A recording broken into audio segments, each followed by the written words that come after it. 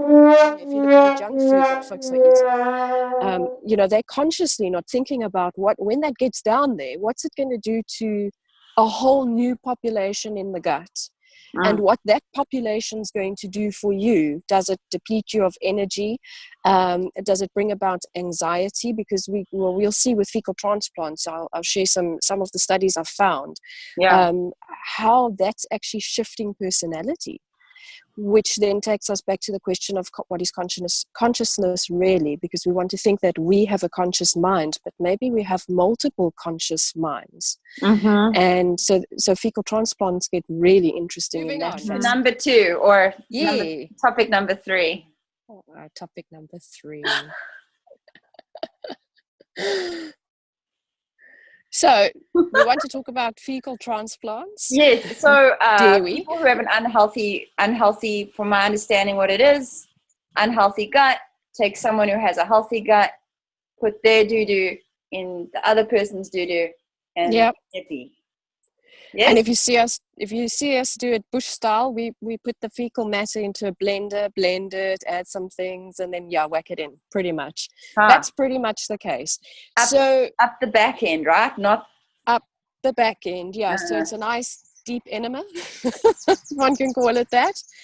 Okay, but in terms of research, a lot of research was done, unfortunately, with lab rats. It's not one of my key passions to work with animals like that, but they took specifically overweight lab rats, and they then did a fecal transplant of a thinner generation rat. And within a few days, the rats started to change in terms of body mass. They started to lose weight. So they were burning energy differently.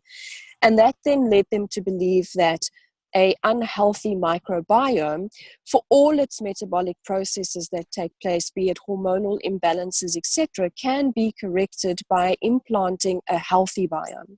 So they've proven that concept. A step further, some of the researchers have said, well, let's take schizophrenia and look at schizophrenia and really get into the depths of it, because what certain nutrition studies showed back in the early 1900s, and the stuff was shelved, which is really quite scary, but what they showed was that schizophrenia is deficiencies in the likes of vitamins, minerals, amino acids, and or allergies. But we all know that allergies comes from unhealthy gut. So what they did was they took fecal matter from somebody who never had schizophrenia, implanted that into a schizophrenic person, and guess what? Schizophrenia went away.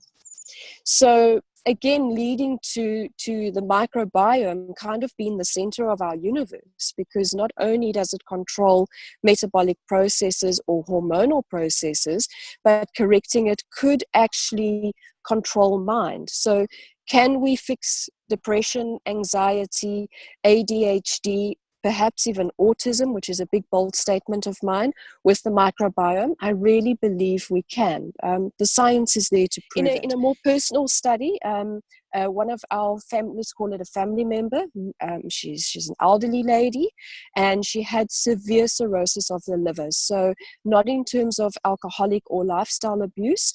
I think at this point we couldn't even really pinpoint the cause. It could have been parasitic, for want of a better word, but severe cirrhosis, to the point where conventional medicine said, there's really nothing we can do for this lady. She is going to die. It's just that simple. There was nothing they could offer her.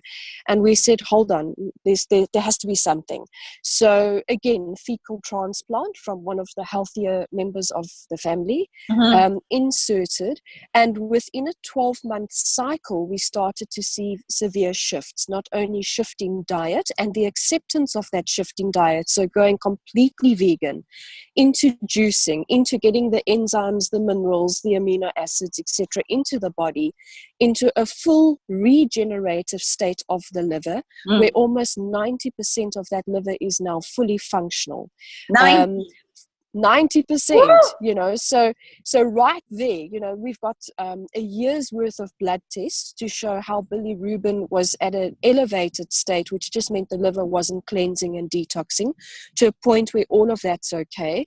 to a point where the body wasn't making blood platelets to the point where the body is making platelets.